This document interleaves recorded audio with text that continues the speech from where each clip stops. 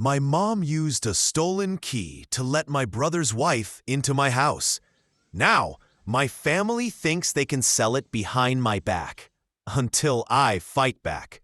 My name is Clara, and 6 months ago I did something no one in my family expected. I bought a house. Not just any place. A beautiful 3-bedroom Craftsman in Riverside Heights. It had a wraparound porch, original hardwood floors, and a kitchen that looked like it belonged in a magazine. I dreamed of this exact kind of home since I was 12, sketching floor plans in the margins of my math notebook. But here's the thing. I told no one. Not my parents, not my brother Ethan, not even my best friend Nora. This house was my secret, my escape, my chance to finally own something that was only mine. Growing up as the middle child in the Hartford family meant being overlooked. Ethan was the golden boy, star quarterback, business degree from Northwestern, married to his college sweetheart, Leah, and now running Dad's construction company.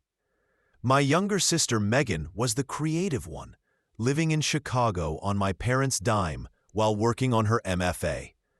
And then there was me, Clara, the responsible one who worked 2 jobs during community college, saved every dollar, and never asked for help. Ethan got a down payment gift for his first house. Megan got tuition paid in full. I got lectures about being more financially responsible. So when I finally saved enough, after 5 years as a dental hygienist and running a weekend photography business, I decided to prove myself. I found the right house, got pre-approved, and made an offer, without telling anyone. The seller, Mrs. Whitmore, was moving to Florida to be closer to her grandkids. She was thrilled a young woman wanted the home where she had raised her family. During the walkthrough, she told me about birthday parties in the yard, Christmas mornings by the fireplace, and how the kitchen window had the perfect view of children walking to school. "This house needs a family again," she said, pressing the keys into my palm on closing day. "It's been waiting for the right person." Over the next 3 months, I furnished it piece by piece. After work, I'd sit on the porch swing and watch the sunset paint the sky pink and orange. I planted tulips in the front bed, strung lights out back, and even adopted a rescue cat, Pumpkin, a ginger tabby who seemed to understand our little secret. My plan was simple. Live there quietly, settle in, and then surprise my family at Christmas dinner. I imagined casually revealing that their practical daughter had bought her own house and watching their shocked faces. But plans rarely go as expected. One Tuesday morning in late October, while cleaning a patient's teeth at work, I got a notification from my security camera app. Yes, I installed cameras. Living alone after watching too many true crime shows, it felt necessary. They covered the front door, back door, and driveway. I rarely checked during work, but something made me look. And there she was, my mom, standing on my porch. She wasn't alone. With her was Leah, my brother's wife, and another woman I didn't recognize. Mom pulled a key from her purse, my key, and unlocked my door. I froze. My mom had just let herself and strangers into my home. I excused myself from work, claiming a family emergency, and drove home in a panic. By the time I arrived, they were gone. But the signs were obvious. Furniture moved, cabinets opened, even the fridge left ajar. On the counter, I found a note in my mom's handwriting. "Clara, honey, I know you're upset, but this is for the best. Leah and Caroline, my realtor friend, think this property has real potential. We'll talk tonight. Love, Mom." P.S. Cute cat. I sat down hard on my couch, the couch I had saved months for, and tried to process. My mother had broken into my house, stolen a key, and was already involving a realtor to sell it. This wasn't just about the house. It was about every time I was dismissed, every time my choices were questioned, every time I was treated like the child who couldn't make adult decisions. I called Mom immediately. "Oh, good, you got my note," she said, as if breaking into my home was nothing unusual. "Mom, how did you get a key to my house?" She explained that Mrs. Whitmore's daughter, her book club friend, had mentioned the sale to a Hartford girl. She put two and two together. According to her, she was worried about me living alone in that neighborhood. She insisted it wasn't safe and claimed the mortgage would be too much for me. So she got a key and started showing my house. She told me Leah and Ethan were considering buying it as a rental, and her friend Caroline was the best realtor in the county. I hung up. That evening, my phone rang nonstop. Mom, Ethan, even Dad with his usual "let's all be reasonable" tone. I ignored them and called a locksmith. The next day, Ethan showed up at my work. He claimed he hadn't known what Mom was planning, though he admitted she had figured out about the house a month earlier. He said she was just trying to help. "Help?" I snapped. "She broke into my house. That's not helping." Ethan looked at me with pity, the same look he gave when we were kids and he thought I was being difficult.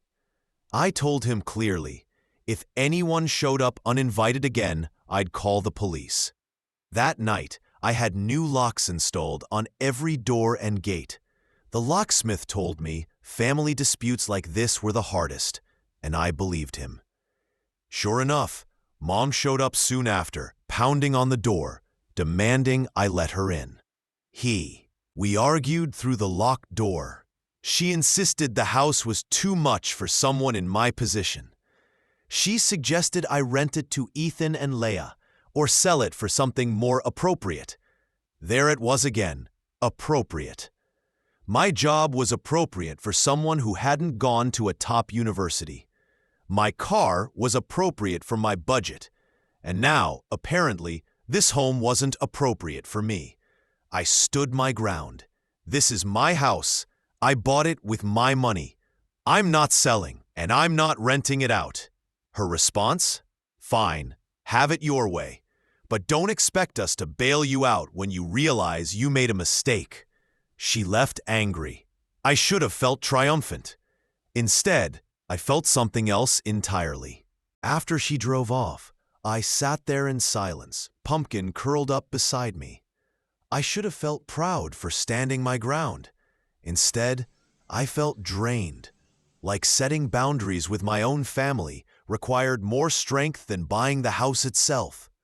For the next few weeks, things stayed tense. My parents sent texts filled with concern, while Ethan kept trying to arrange sit-down conversations. Megan, of course, called once to say Mom was just being protective and that I should try to understand. Easy for her to say, her life was being funded by my parents. But for me, this house wasn't just property. It was proof. Proof that I could make choices, work hard, and build a life without anyone's permission. That's what they couldn't accept, that I had succeeded on my own terms. One evening, I got another call from Ethan. He tried to convince me again to at least talk to Mom calmly. I told him I had nothing more to say until they all understood one thing. I was not selling my house. He sighed, muttered something about me being stubborn, and hung up. A few days later, I received a letter in the mail. It was from my mom, handwritten like the old notes she used to leave in my lunchbox. Except this one wasn't sweet. It was a carefully worded explanation about how she only wanted what was best for me, how I was acting irrationally, and how I would regret shutting out my family. Reading it, I realized something. This wasn't about safety, money, or even concern. It was about control. My mom couldn't stand the fact that I had made a major decision without her approval. That was the moment things became clear. I decided not to engage in more arguments. Instead, I quietly kept living in my home, paying my bills, and building my life. I replaced my locks, secured my documents, and made sure no one else had access. I didn't need to justify my choices anymore. Weeks later, at Thanksgiving dinner, the tension finally broke. My mom made a passive-aggressive comment about how some people think they're too independent. Normally, I would have let it slide. This time, I calmly replied, "Yes, Mom. I am independent, and I'm proud of that." The table went silent. For the first time, I felt the weight shift. They didn't have to like my choices, but they had no power to undo them. Owning this house taught me something bigger than financial responsibility. It taught me that boundaries aren't just about protecting space. They're about protecting self-respect. And sometimes, the hardest battle isn't buying the house.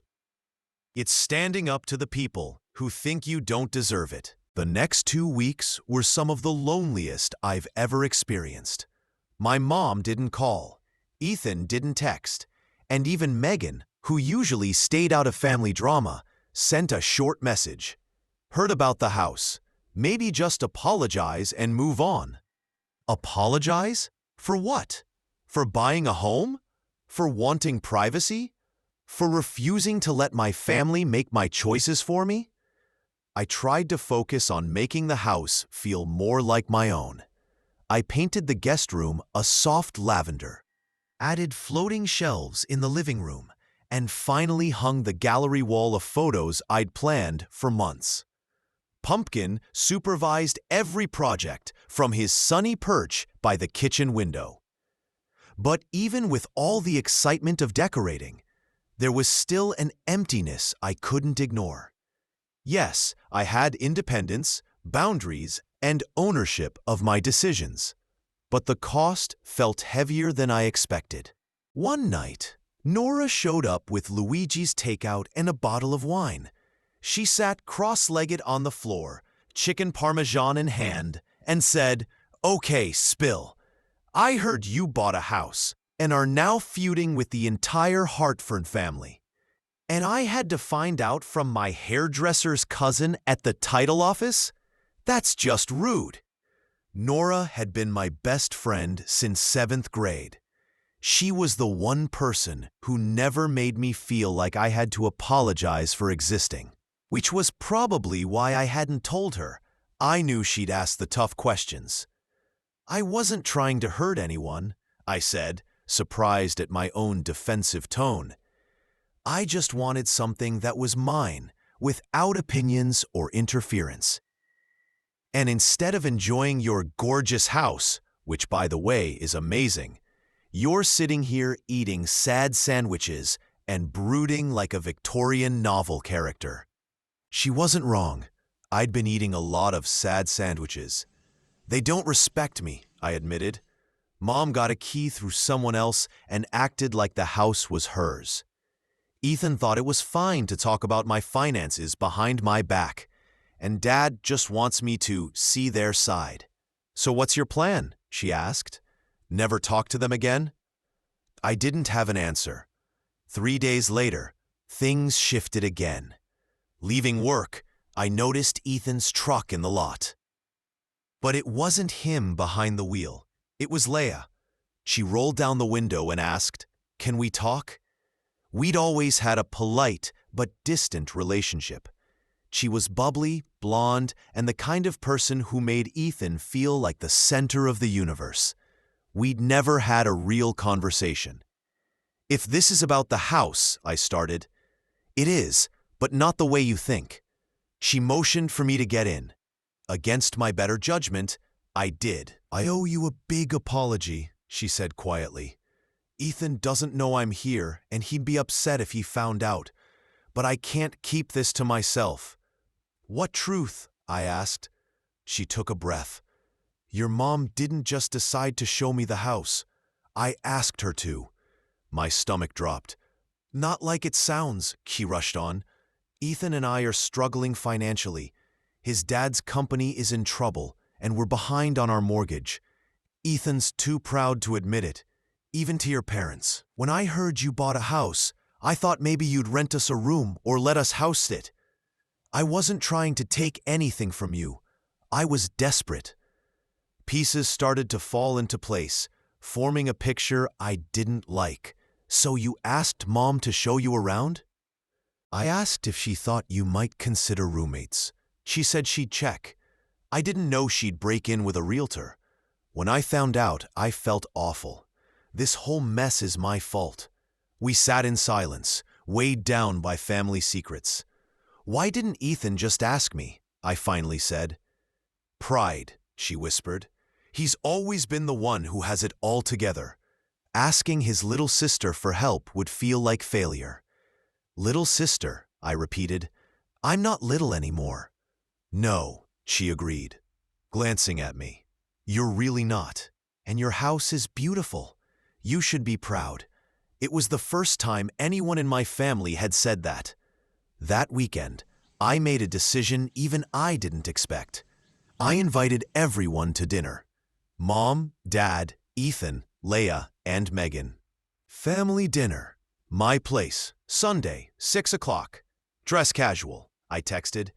The replies were a mix of emojis and hesitant yeses. Sunday came. From the kitchen window, I watched them arrive. Mom and Dad in the truck, Ethan and Leia in the Silverado, and Megan last in her beat-up Subaru. I opened the door before they could knock. Welcome to my home. This time, I gave the tour. Room by room, I showed them what I'd built. My choices, my touches, my life. Pumpkin, of course, stole the spotlight. At dinner, over lasagna and garlic bread, I told them the full story. How I saved, researched, and found this house. How I wanted one thing that was entirely mine. Mom's voice softened. But why didn't you tell us? We could have helped. Because every decision I've ever made has been second-guessed, I said. I needed to prove to myself that I could do this alone. The table went quiet.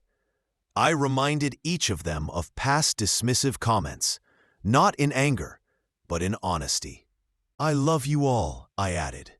But I needed to show myself I could succeed without approval, and I did. Leia spoke up then, admitting her part. Ethan looked shocked hearing it for the first time.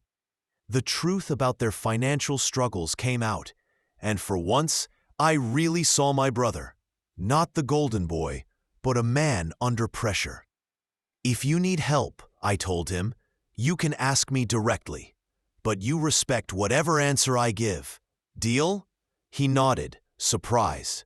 Turning to Mom, I continued. I'm not angry because you wanted to help. I'm angry because you didn't trust me to know what I needed. That's not help. It's control. Tears filled her eyes. I just worry. You're so independent, so determined to do it alone. I wanted to make sure you had options. I appreciate your worry, I said, but you have to trust that I can handle my own life. Even if I make mistakes, they're mine. We talked late into the night. It wasn't easy. There were tears, heated words, and moments of tension.